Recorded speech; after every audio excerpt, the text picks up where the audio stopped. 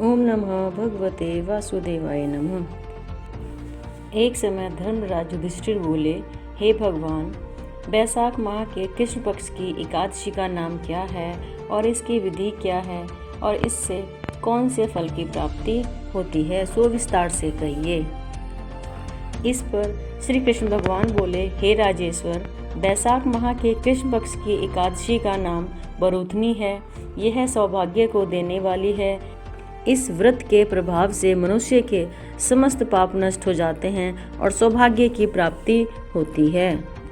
श्री कृष्ण भगवान बोले, हे महाराज, मैं बरूथनी एकादशी की महिमा का वर्णन करता हूँ, आप ध्यान पूर्वक सुनिए।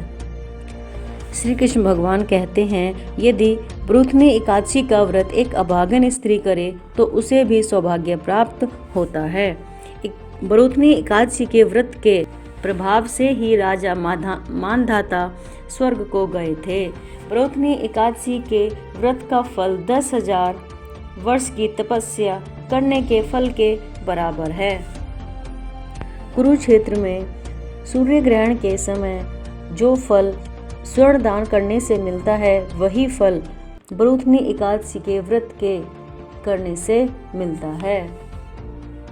बरूथनी एकादशी के व्रत से मनुष्य इस लोक और परलोक दोनों में सुख प्राप्त करते हैं और अंत में स्वर्ग को जाते हैं।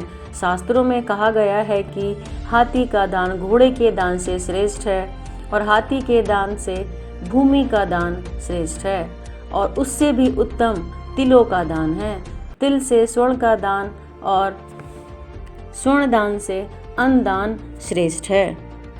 संसार में अन्न दान के बराबर कोई भी दान नहीं है। अन्नदान से पितृ, देवता और मनुष्य आदि सब तृप्त हो जाते हैं। शास्त्रों में कन्यादान इसके बराबर माना गया है। बरूथनी एकादशी के प्रभाव से अन्नदान और कन्यादान का फल मिलता है। जो मनुष्य लाभ के वश या लोभ के वश वर पक्ष से धन लेते हैं, उन्हें प्रलय के अंत तक भी नरक में पड़े रहते हैं या उनको अगले जन्म में बिल्ली का जन्म ग्रहण करना पड़ता है। जो मनुष्य प्रेम से एवं धन सहित कन्यादान करते हैं, उनके पुण्य को चित्रगुप्त भी लिखने में असमर्थ हो जाते हैं। और जो मनुष्य इस बरूथनी एकादशी का व्रत करते हैं, उनको कन्यादान का फल मिलता है। श्री कृष्ण भगवान कहते हैं कि बरूथनी एकादशी का व्रत करने वाले मनुष्य को दसवीं के दिन ही 10 वस्तुओं का त्याग कर देना चाहिए। कांसे के बर्तन में भोजन नहीं करना चाहिए।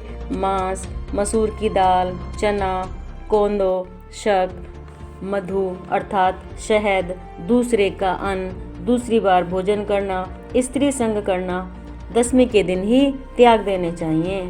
उस दिन जुआ नहीं खेलना चाहिए तथा शयन नहीं करना चाहिए। हे राजन, जो मनुष्य इस एकादशी को विधि पूर्वक करते हैं, उनको स्वर्गलोक की प्राप्ति होती है। इस व्रत के माहात्म्य पढ़ने वाले को 1 सहस्त्र गो दान करने का फल मिलता है। इसका फल गंगा स्नान के फल के बराबर है। ओम नमः भगवते वासुदेवाय नमः।